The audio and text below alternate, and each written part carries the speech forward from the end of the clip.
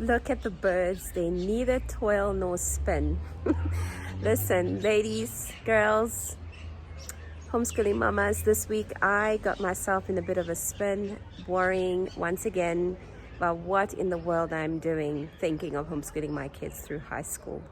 And I just realized that we get these blah days, those blah days where things are not going as planned, where you're not in the zone, you've lost your funk.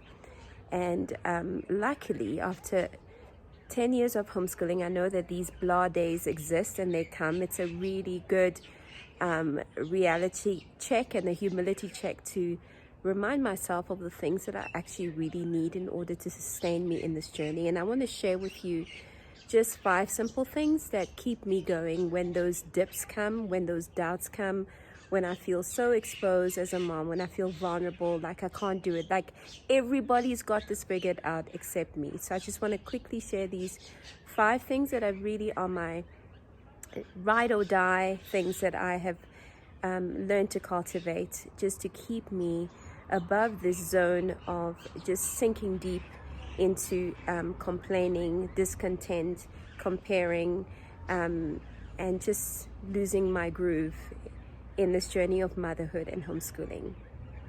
So the first thing for me absolutely is my devotion and my times with the Lord. And I'm listening to these birds constantly chirping. It makes me so happy. They're so content. They are just so content. And I find a lot of peace and contentment and perspective in being known by God and knowing that I am first a daughter before I am a mom or a wife or any roles that I can play out there, that I am truly, truly seen and I'm truly, truly loved. So I do not neglect my times with the Lord and my times in the Word and those times of quiet and peaceful, restful perspective, grounding, beyond the temporary, that there is such a thing as becoming someone who glorifies God rather than someone who's just ticking and checking boxes to make things happen for everyone around. And moms, we are like that. So often we're taking care of everybody except ourselves. And for me, these times for me, and they happen in the morning because I'm a bit of a morning person, are really my saving grace. And I was singing this song over and over again this week, that the Lord is my strength and my song. He has become my salvation. Like, I don't know, people may put their trust in their abilities, in their skills, in their education, in their whatever. And listen, I have learned a lot and I am growing every day and I'm proud of the person I'm becoming, but I still feel like I need God every single day to pull all of this together.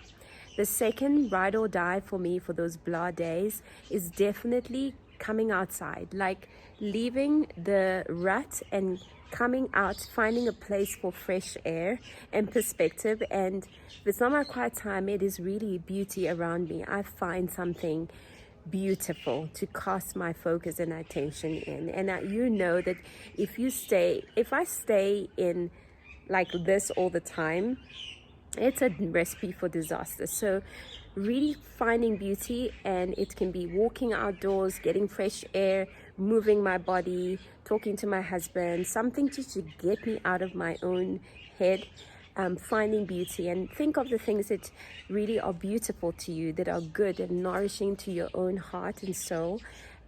This afternoon I'm going to be doing some art for myself. My son has been collecting leaves and exploring plants and leaves and the changing seasons, and he drew a leaf, and I thought I'm going to do an art time with leaves for myself just to recoup. The third thing that's been my ride or die for years now is, let me just change hands, is gratitude.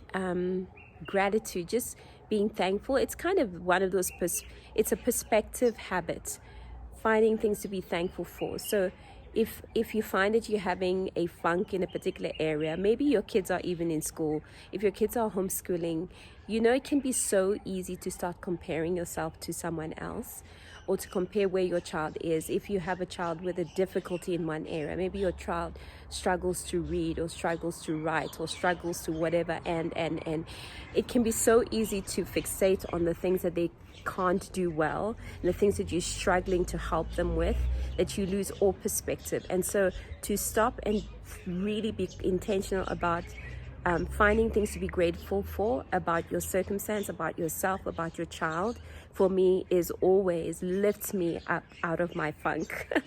So that's the third thing with is gratitude. The fourth thing is really find a friend. Listen, we are, and some people are internal processes, and some people are external processes. Like they clarify things as they talk through them. So it's good to have someone to talk to, just someone to say, hey, I'm just not doing well. Can be your hubby, could be a great friend, just a place of trust where you know that in your moment of insecurity, that person is not going to look back at you tomorrow and see you as less than. And here's my definition of a good friend. A good friend is someone who's happy to be with you in the valleys, but when you rise out of it, when you're strong, they do not despise you for it. They can celebrate with you. And I like to cultivate those spaces for myself. So finding a friend, finding a safe space for yourself to get you out of the blah. Actually, you could even go out for drinks with a friend, go out for coffee, just connect with someone is something that I really guard. And then the fifth thing is really just rest. Go to sleep, man. Just go to bed. If the day is funky, wrap up the day early with a good book or a good music or something and go to bed. Tomorrow is another day. We don't have to keep grinding at a day. And I'm not saying don't persevere and push through things. But listen, with homeschooling kids, some days do not go as planned. And so instead of fixating on trying to make it happen, trying to make it perfect, just let it go and find something else to do for the rest of the day, something fun, just to recoup and go to bed early and wake up tomorrow and start it again. So I just want to encourage you that if you are a moms, it's going to be Mother's Day soon. Moms are carrying a lot. And I know that sometimes when you look at people who are encouraging and inspiring, you can easily think that they've got it all together. No one has it together. I had a blah week this week, but I decided and I determined that I know now that I don't stay there. And so I'm happy to embrace those blah days, knowing that they don't define everything for me, and that I can trust God to pull me out of those spaces.